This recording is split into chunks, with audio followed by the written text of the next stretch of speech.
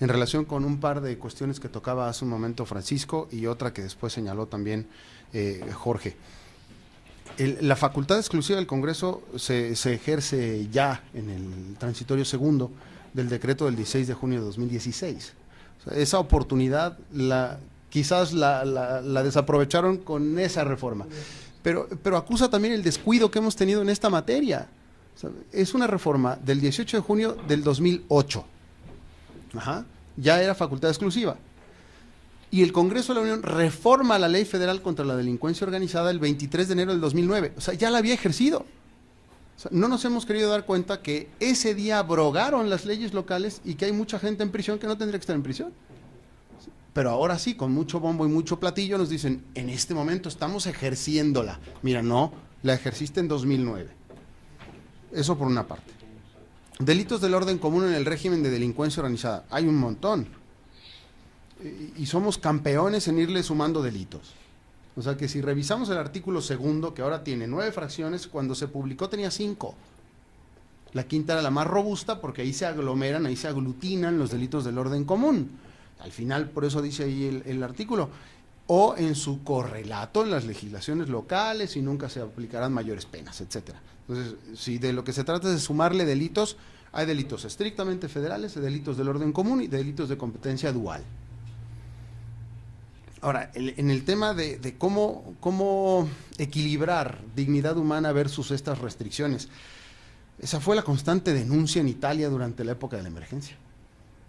Y tiene ese sentido en el ámbito del derecho penal y del derecho procesal penal del enemigo. Se trata de eso, de aquel al que se le califica de enemigo, se le reduzcan el aparato de derechos propios del debido proceso y en definitiva aquellos dimanantes de la dignidad humana para poder intervenir con mayor facilidad. Eso no lo vamos a poder hacer. Y el discurso entonces se convierte en dignidad humana versus necesidad de intervención. Una cuestión que quizás se quiso resolver a nivel de corte, creo, no sé si a ver si te capté bien, Jorge, en ese punto, que si arriba en el amparo, por así decir, ¿no? Arriba en el amparo después hay MP especializado, ¿no? Juzgado especializado y sala especializada. Pero el amparo entonces va a resultar que ahí se va a volver a caer. No. ¿Por qué? Porque cuando, la Corte lo ha dicho ya en un par de decisiones, yo creo, cuando se puso a equilibrar convencionalidad versus constitucionalidad, dijo, a ver, sí, donde más proteja el tratado, pero si la Constitución restringe, prefieras en la Constitución. Ah, bueno, entonces ni en el amparo ni más arriba, ¿eh? O sea, va a seguir vigente la restricción, en eso no, es que perdería sentido si no fuera así, ese es, digamos, el quid de la cuestión.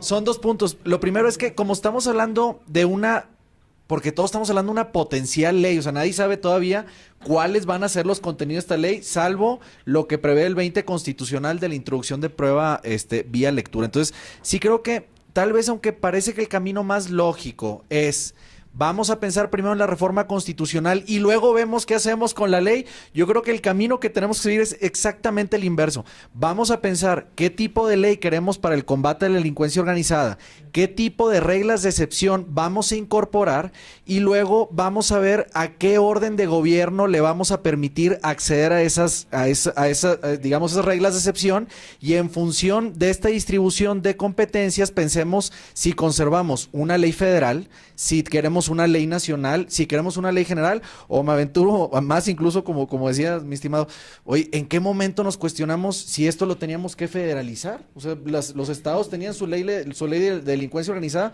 y algunos tenían incluso tipos penales dentro de los códigos penales que era muy semejante a delincuencia organizada. Yo sé que ese tema probablemente ya sería excederse mucho, pero creo que sí tenemos que hacer el camino exactamente inverso. ¿Cómo nos imaginamos la ley? ¿Qué tipo de reglas va a contener esta ley? ¿Cómo se van a ejecutar las reglas? Y luego en función de eso pensar qué tipo de legislación necesitamos. ¿Ley federal, ley nacional o ley general? Y lo siguiente, nada más el tema, hay que tener mucho cuidado con el fetichismo legislativo. Porque mucho de lo que se ha comentado aquí, de por qué necesitamos reformar el 73, en lo que estamos comentando, o sea, de las cuestiones que he escuchado, no va a cambiar porque se reforme el artículo 73 en la fracción 21, sí, o sea, no va a cambiar. Entonces hay que tener muchísimo cuidado con el fetichismo legislativo, porque sí podemos abrir la puerta, o sea, si no somos muy cuidadosos, podemos abrir la puerta a arbitrariedades como las que ya comentaba mi estimado Jimmy, perdón, el maestro Jorge, perdón, mi estimado, la confianza de siempre. Y lo que no va a pasar automáticamente es que se va a transformar la realidad por transformar la Constitución. Y como que nunca tenemos que perder de vista el fin, ¿no? O sea, todos los demás son medios.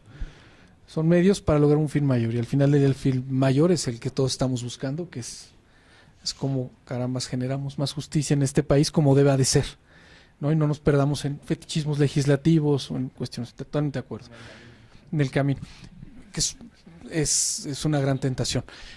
Me parece que bueno, ha sido muy interesante el estar escuchando esta riqueza, y este es el inicio me parece que de una discusión todavía mucho más profunda, seria, y sobre todo que la aterricemos en cosas ya muy puntuales y muy concretas, ¿no? Es lo que estamos tratando de hacer. Por supuesto que habrá que escuchar, retomo algunas cosas nada más, habrá que escuchar a otros puntos de vista. Entre nosotros mismos hay algunas diferencias, o sea, escuchémonos y escuchemos a otros, y de ahí generemos un buen debate. Segunda cuestión, me parece que queda claro que no es suficiente lo que hasta ahora se ha hecho. Creo que lo entiendo así en todos los que están aquí. No es suficiente, habrá que hacer algo. Ese algo es el que hay que discutir. Pero algo más habrá que plantear con seriedad. En tercer lugar, pues aquí necesitamos tener una propuesta muy seria para entrarle también, que además eso es lo que nos ha funcionado. Cuando ya llegas con un documento claro, o al menos discutible, con el Congreso.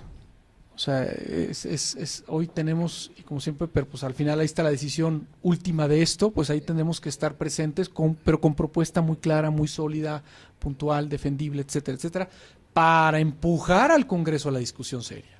O sea, eso es lo que tenemos que lograr al final del día, pero tenemos que tener un material constante. Yo quisiera, en este sentido, decirte, Iván, que desde esos meses anteriores, estaba este grupo que le trabajó al Código Nacional cuando surgió esta inquietud de esta ley, de delincuencia organizada, en fin, todo esto. Empezamos así como lo estás diciendo, es decir, con la intención de que hubiera una reforma constitucional, sabiendo que era complicado, ¿no? Y que es complicado, pero pues a ver si el grupo dice hay que ir por ella, pues hay que ir por ella. Pero bueno, sabiendo eso, se hizo una propuesta de iniciativa de ley. Eso es lo que hay. Discutible, perfectible, rebatible, etcétera. Me parecería que habrá que revisarla, pero hay algo hecho con una ley. Y de ahí se plantaron algunas reglas y algunas normas. Es decir, se empezó así. Me parece que eso es un buen paso el que estás proponiendo, y así se hizo. Entonces, lo que pasa es que en ese dormir de los propios muertos, que esa fue una cuestión, y lo digo otra vez con toda claridad, fue una cuestión política 100%, de conveniencia política en ese momento, fue que se frena esto. Pero así se empezó y así se hizo. Entonces, me parece que habrá que retomar esto para seguirle por ahí. Y yo quisiera poner algunas preguntas sobre la mesa, a ver si podemos contestarlas o ir aterrizando algunas cuestiones más prácticas en el poco tiempo que tenemos. Nada más respondiendo a algo de Jorge, me parece, Jorge, que no solo el Poder Judicial local o estatal pues tiene sus cosillas. No me refiero nada más, por supuesto. No, quiero hablar también el Poder Judicial Federal. Y hoy nos están sacando el cobre. Entonces también hoy necesitamos poner atención al Poder Judicial Federal, sobre todo con lo que está pasando en los últimos meses. Es importante, nada más lo hemos platicado, es parte, nada más lo dejo ahí, pero también ahí tendríamos que insistir y que poner el ojo.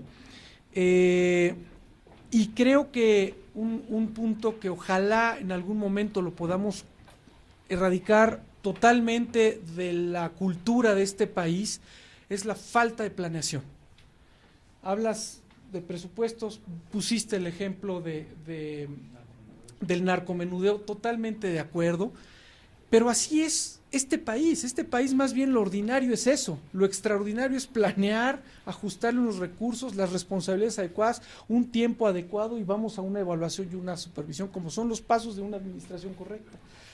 En este país funciona de otro modo, y sale el 2, y sale el 5, y sale el 7, y en el área que sea necesario, y eso es lo que nos ocasiona después, pues ahora súbele acá y párchale acá y métele los recursos acá, o regrésate porque siempre no, porque aquel estado no pudo, pero este sí pudo, y se nos hace una masa ahí medio amorfa, espantosa, pero ese es un problema cultural, es de principio. Entonces nada más quiero comentar que pues, si vamos a hacer algo, hagámoslo bien.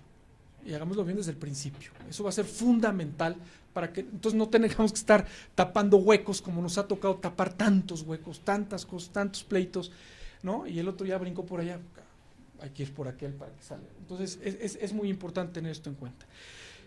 Y entonces quisiera soltar algunas preguntas, nada más así como al aire, ¿no? La primera. Hablando de este tema que ha sido un punto común de todos, la distribución de competencias, que habrá que ver hasta dónde, cómo, y de ahí vino también la inquietud otra, y me parece que es un tema que a todo el mundo nos preocupa y ese es donde se centra gran parte de la discusión. Bueno, ese fue uno de los puntos con los que se frenó ese proyecto de delincuencia organizada hace un año y medio, 2 años. Ese fue el tema de fondo. El argumento fue que la del 96 ya costó mucho trabajo echarla a andar para que la federación lo tomara, para que ahora de repente empezamos a moverla. O sea, en fin, ese fue parte del show. Pero hoy estamos viendo una realidad distinta. ¿Hoy qué tenemos que hacer? Bueno, nada más lo pongo sobre la mesa. La pregunta es, si la federación está en condiciones de hacerse cargo por sí sola de todo lo que tiene que ver con crimen organizado. Hoy. Voy soltando esto. Segunda relacionada, o sea, ya quería contestar. Segunda cuestión es, que va relacionada con esta, si el Código Nacional, nuestro Código Nacional, hoy, brinda, ofrece, otorga las herramientas necesarias a los estados para investigar, perseguir, procesar, etcétera, etcétera, a delincuentes de delincuencia organizada. O sea, si es suficiente con lo que hoy estamos pensando. La tercera es, todas estas relacionadas, si hoy tenemos el riesgo de tratar a delincuentes peligrosos como si fueran delincuentes comunes. Estoy soltando nada más estas preguntas, si tenemos ya un marco adecuado para eso. Sobre todo pensando mucho en los ejemplos que nos pone Francisco, cuando le toca un momento muy complicado en Chihuahua, un estado complicado y que además no era nada más Chihuahua, ¿no? Nuevo León, Tamaulipas y los que siguen ahorita, ¿no? Entonces, pues los que tenemos, ¿no? El Estado de México está perfecto, tranquilos con el Estado de México. Entonces, y menos toquen de Catepec, por favor, eso no es tema ahorita. Entonces, pero son 3 preguntas que quisiera poner sobre la mesa, porque esto a lo mejor nos ayuda a decir pues, si necesitamos algo más, o no necesitamos algo más, o lo que tenemos hay que corregirlo, nos sentamos, lo mejoramos, o tenemos que armar algo con mucha más seriedad. Esto para irnos al fin, es decir, independiente ya toda esa parte de detalle jurídico que ustedes manejan muy bien, sino a la hora del delincuente, a la hora de la delincuencia organizada, a la hora de lo que me duele a mí como sociedad, si es suficiente o no es suficiente con todo el manejo de justicia que hemos tenido en el país en los últimos 8, 9, 10 años. Estas 3, les pedí respuestas breves porque quiero soltarme otras 3. ¿Sale? ¿Perdón? Y además el público quiere preguntar. Eso es. Válgame Dios. Sí, así la dejamos. Rápido. Nada más aquí una cuestión. A ver, el fenómeno es gigantesco. Creo que ante un fenómeno de estas dimensiones, partiendo de la disyunción, porque no es, hay una distinción entre delincuencia ordinaria o común y delincuencia de estructura, de jerarquías, de poder, ¿no? O sea, donde se persigue a título personal individual a José Pérez, pero es José Pérez como un ápice de toda la estructura, ¿no? Bien, entonces el fenómeno es gigantesco, partiendo de la disyunción, porque creo que no están dadas las condiciones para tratar de la misma manera a una persona involucrada en un hecho penal ordinario a un hecho penal estructurado, organizado de poder y de esas magnitudes. Por eso estamos analizando esto. Ajá, entonces, ante esa situación, una disyunción, porque hay una disyunción entre uno y otro tipo de delitos y fenómenos, una disyunción inclusiva creo que es mejor, es decir, incluir y hacer partícipe de la persecución contra todos ellos a todos los órdenes de gobierno y las diferentes instituciones relacionadas con el sistema de justicia, en lugar de hacer una disyunción exclusiva de que esto es, se ha ido ahora, ¿no? Se ha ido y Poder Judicial de la Federación y Policía Federal y etcétera. O sea, creo que una mejor respuesta es, partiendo de la disyunción, incluir para atacar en lugar de excluir, porque se pierde, se difumina muchos insumos que se obtienen de esto. Pero,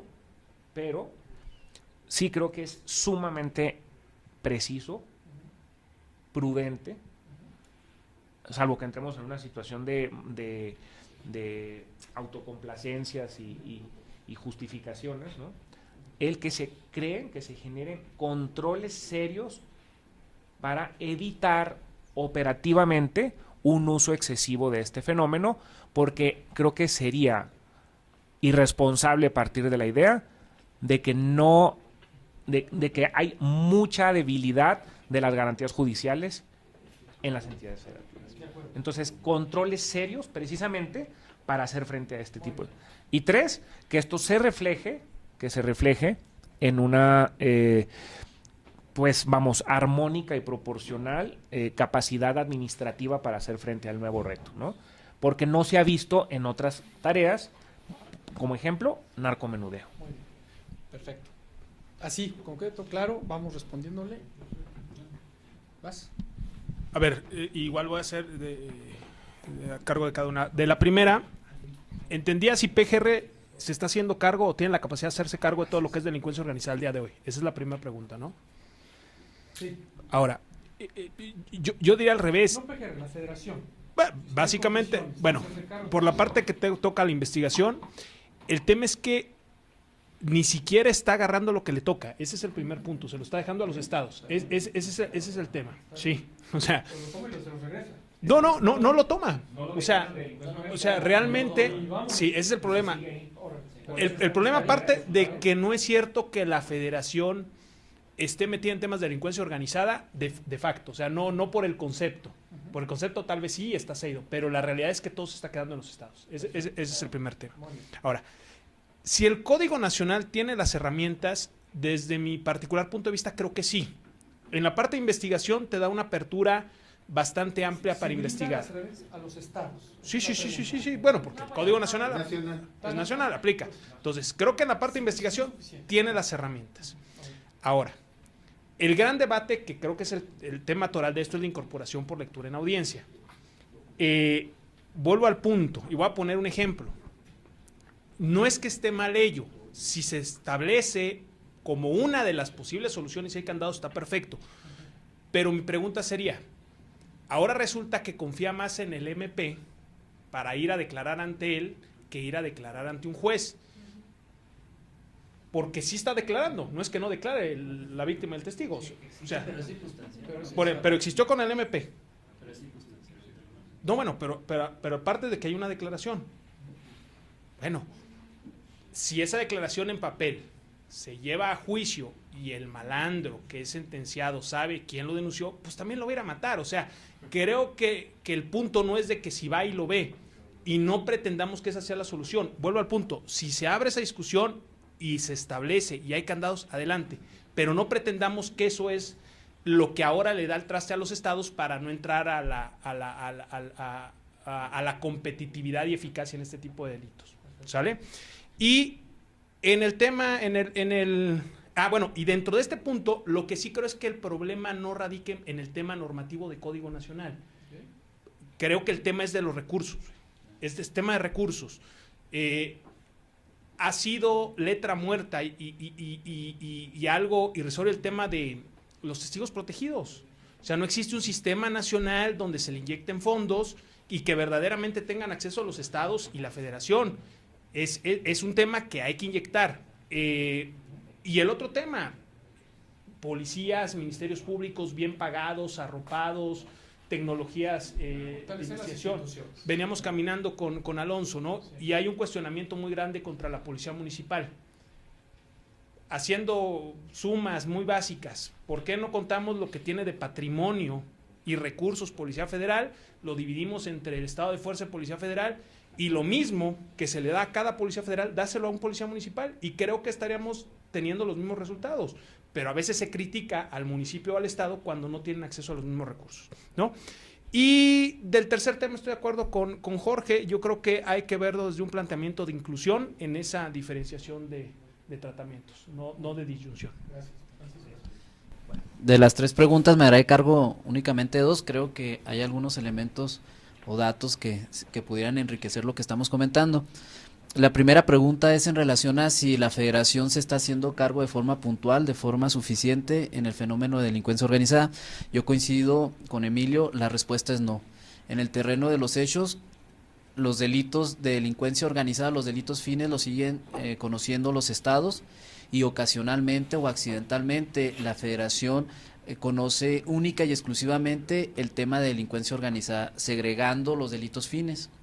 Entonces estamos en 2 ópticas. Los delitos fines son seguidos aun y cuando es la misma estructura, aun y cuando es la misma potencialidad lesiva que tienen, a través de los tribunales locales, y única y exclusivamente el tema de la delincuencia organizada, cuando así sucede, que es en pocas ocasiones, en la federación. Entonces son esfuerzos difuminados, como bien lo dice Jorge, y que en realidad no es un combate frontal. Entonces la federación sí ha sido rebasada en ese tema, porque al final del día no todo lo que conceptualmente o formalmente se establece como delincuencia organizada en el terreno de los hechos, en el terreno abrupto de los hechos, lo es, no coincide.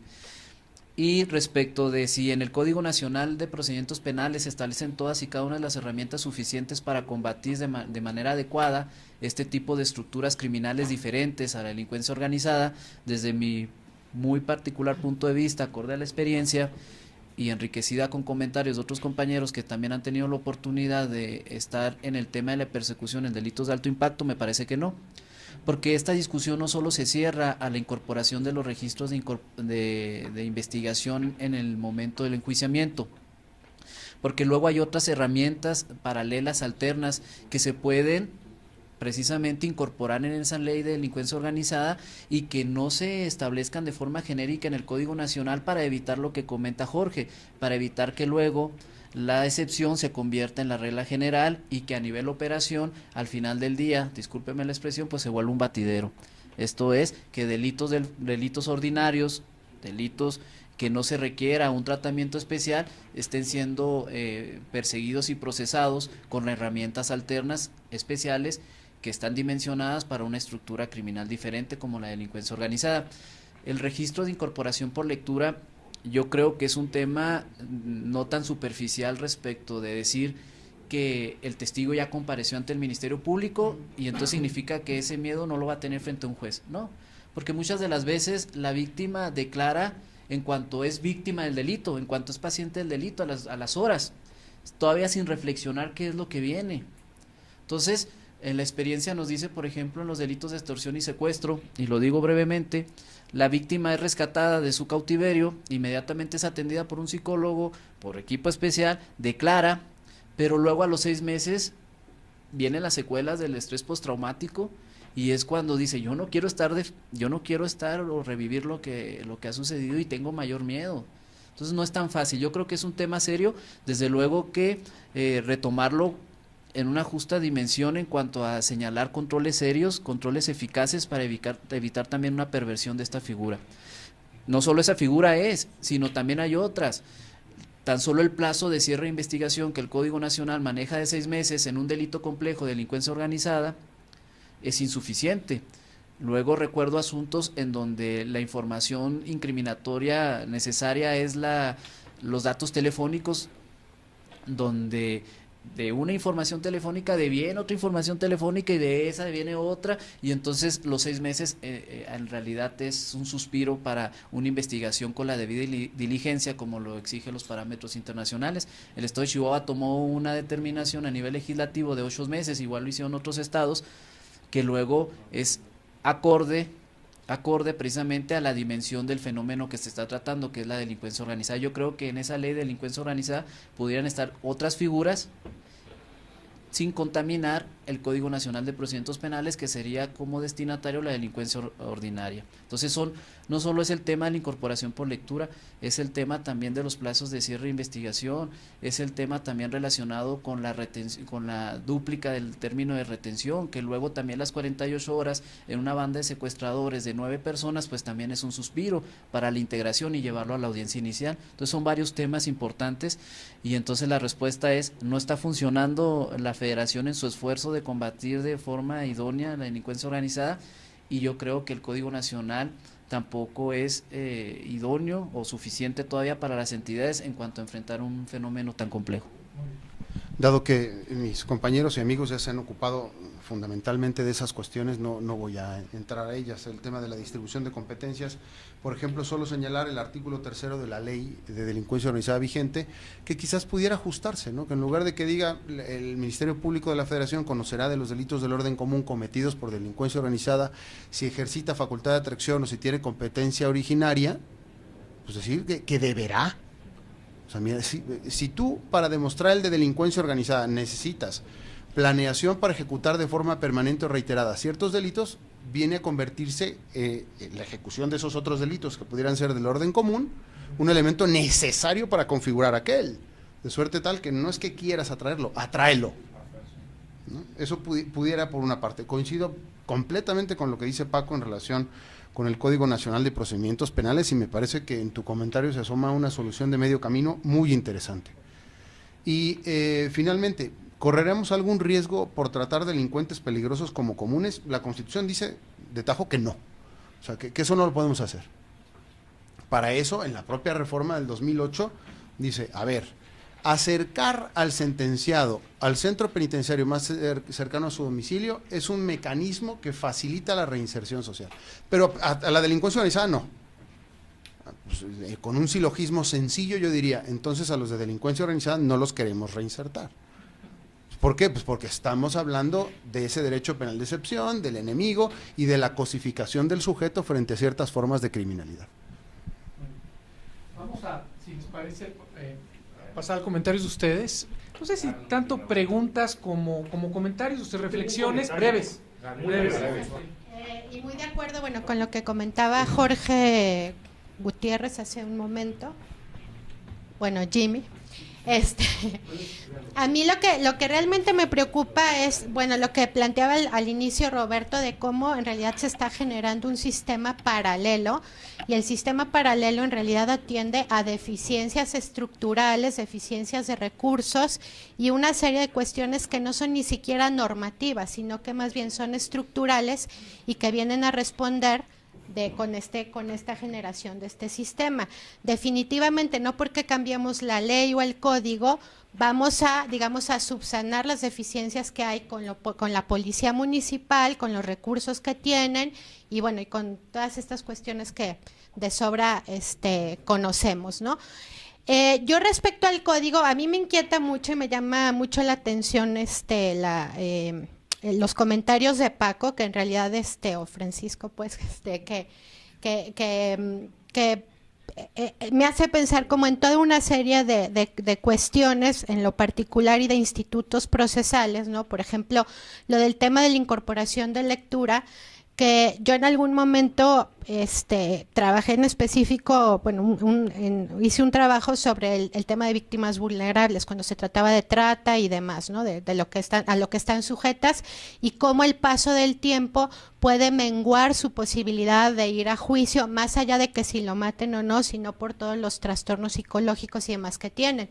Ahora, mi pregunta es si realmente la incorporación por lectura es el instituto procesal correspondiente o que pueda subsanar esto, y qué es lo que está pasando también con el anticipo de prueba, porque de alguna manera está el anticipo de prueba como una garantía de que en el momento que tú rescatas a la víctima, tú en ese momento de urgencia pides una audiencia con todos los principios que establece el 20 constitucional y las medidas de protección correspondientes.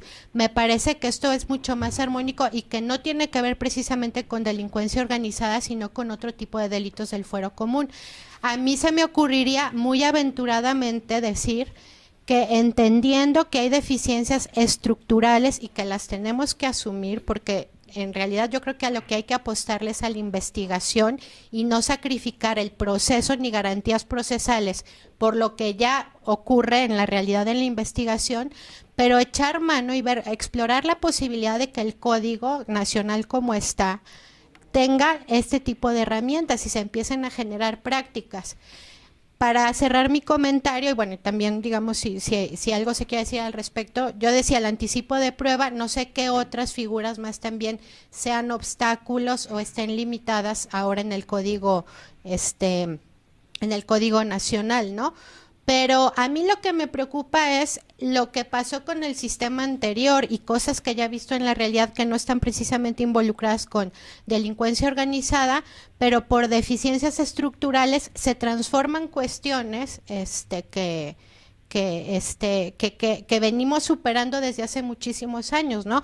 Hace poco, es un ejemplo y lo he nombrado porque me impresionó demasiado, pero vi una audiencia inicial en una rejilla de prácticas y eso era por una deficiencia estructural. Entonces yo decía, ¿cómo venimos más de 10 años jalando una cuerda y tratando de rescatar ciertas garantías sin que esto represente el sacrificio a una investigación eficiente y en 2 segundos se cambia el sistema, ¿no? O volvemos a las lógicas anteriores, que bueno, que son inercias fuertísimas contra las que se están luchando, pero que en esto tenemos que analizar y ponderar cuál es el costo-beneficio de estas posibles transformaciones o cambios.